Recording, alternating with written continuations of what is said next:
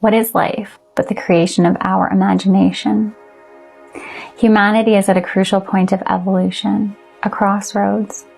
As many of you are aware, there is a negatively polarized force that has created this hierarchical system that is not conducive to humanity's evolution.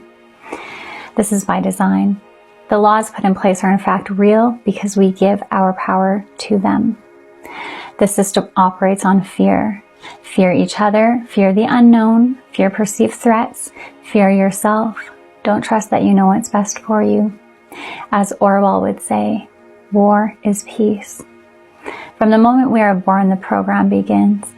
Our parents perpetuate the system through ignorance unless they have found a way to break out of the program, unless they themselves are able to see, understand, and alter the specific family line. Then starts the education system. However, we should call it our first major foundational program. Children mashed into rooms, forced against their will to conform to the structure. Get in your box and stay there. We are tested and taught there are only right and wrong answers. During testing, we are singled out alone. Keep in mind this stage of development is crucial for self-discovery. Teachers often have very little patience, and the structure of school can make any child feel alone, stupid, shameful of their inability to understand what is being presented. A game of repetition, a test of your will. A fragile adolescent mind is molded to conform to an inverted system. Fall in line. Don't think for yourself. These are the answers, and this is how you find them. Place your trust and power in others. Don't get it wrong though, or the consequences will be dire. You will feel great shame in not keeping up with your peers, even though no two minds are alike, and many others feel the same way. But we don't talk about that. We put on a front, a mask, one of many that we will create in order to navigate this system. Children are largely taught that they are less than their parents, less than their teachers, less than until they become an adult. Then they have the same perceived rights and abilities. But ask yourself, how is this mindset supposed to radically shift when they reach the age of adulthood? Children are a gift. When we are blessed with the gift of a child or children, we're meant to watch them blossom into their own personality. Let them blossom into their own abilities and life purpose. Learn from them and see them as equals. See how they move through the world and stop trying to box them in. Not simply keep running a program of socialization that is leading humanity down a dark and painful path. I'm not saying that this is all-encompassing within society, but it is an issue we face at large. Next phase is our working life. The goals that we are programmed to desire. Superficial, self-serving, and deprecating. Work until our body hurts, even if you hate it. It's what you're here to do, right? Push yourself from a place of pain just to get through another day.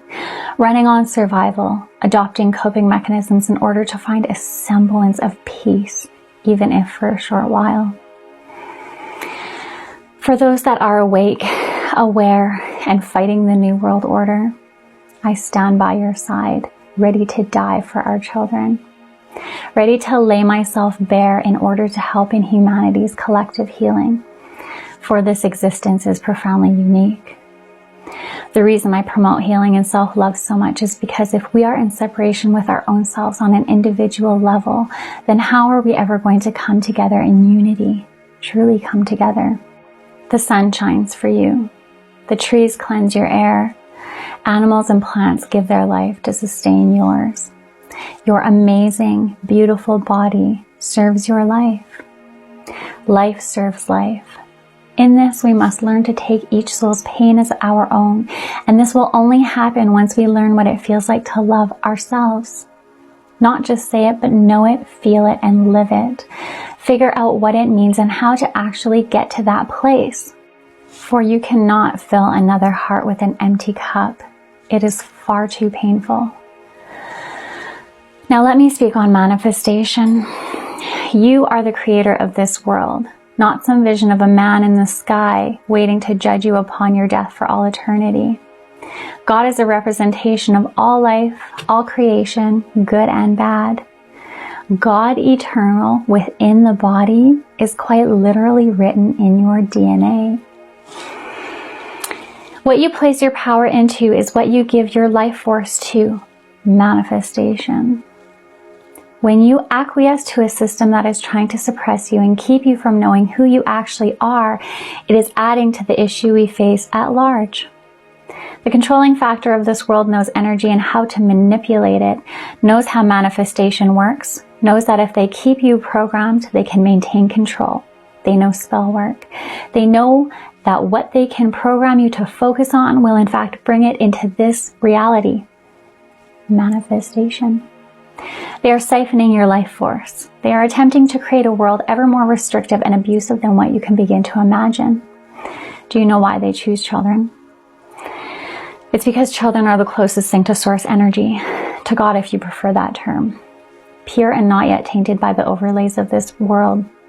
Bright lights full of life force, not yet fully veiled in. They use their energy and ritual to serve the inverted timeline. Their timeline. The signs are very clear if you're willing to see them, and the government has always been the biggest perpetuator of human genocide and suffering, and history will show this. So I direct this to the ones that see the signs and actively choose to do nothing because it's too uncomfortable. The vote you cast is being done with your life. Make it count.